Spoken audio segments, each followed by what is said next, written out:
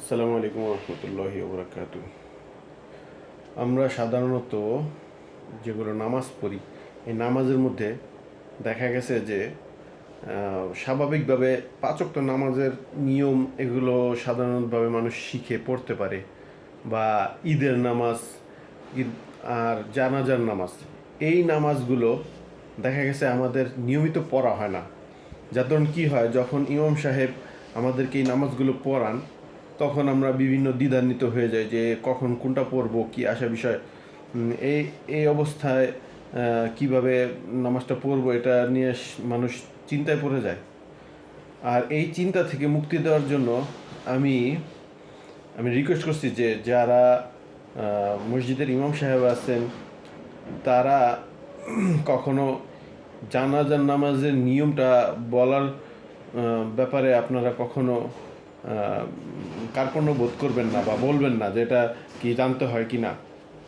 কারণ মানুষ এতে কঠিন বোধ করে, বা এর দ্বারা মানুষ ধর্ম থেকে দূরে সরে যায়। আর হুজুর রাসূলুল্লাহ সাল্লাল্লাহু আলাইহি ওয়াসাল্লাম আমাদেরকে এমনটা শিখান নেই। যেভাবে যে কোনো জিনিস প্রয়োজন পড়লে জিজ্ঞেস করা হয়েছে, পুরোপুরি পুঙ্খানুপুঙ্খভাবে বলে দিয়েছেন, হয় নাই আবার বলছেন যে তুমি এইভাবে এইভাবে নামাজটা পড়ো, কিন্তু কখনো বলে না যে তোমাকে একবার বলেছি তুমি পড়বা না কেন। অতএব যারা ইমাম সাহেব আছেন তারা দয়া করে জানাজার নামাজের যে নিয়মগুলো, যেমন আমার জানা মতে যে জানাজার নামাজের প্রথম তাকবীরে একবার হাত উঠাতে হয়, তারপর হাত উঠাতে হয় না। যেমন প্রথম তাকবীর দিলে সানা পড়তে হয় সুবহানাকা আল্লাহুম্মা ওয়া বিহামদিকা ওয়া তাবারাকা ইসমুকা ওয়া তাআলা জাদ্দুকা ওয়া লা ইলাহা গায়রুক।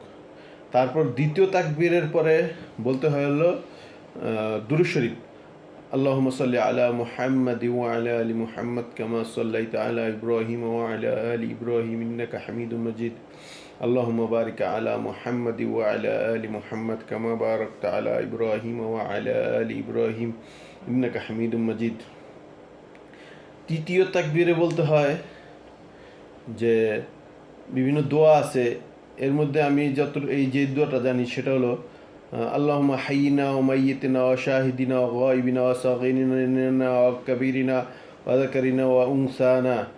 আল্লাহুম্মা মান আহইয়াইতাহু মিন্না ফাতাওয়াফাহু আলাল ইসলাম ওয়া মান তাওয়াফাইতাহু মিন্না ফাতাওয়াফাহু আলাল ঈমান। তো এই কথাগুলো বলতে কিন্তু 1 ঘন্টা 2 ঘন্টা সময় লাগে না, যেটা ইমাম সাহেবরা বলতে কার্পণ্য বোধ করেন। এর জন্য কিন্তু আল্লাহ তাআলার কাছে আপনাদের জবাবদিহি করতে হবে।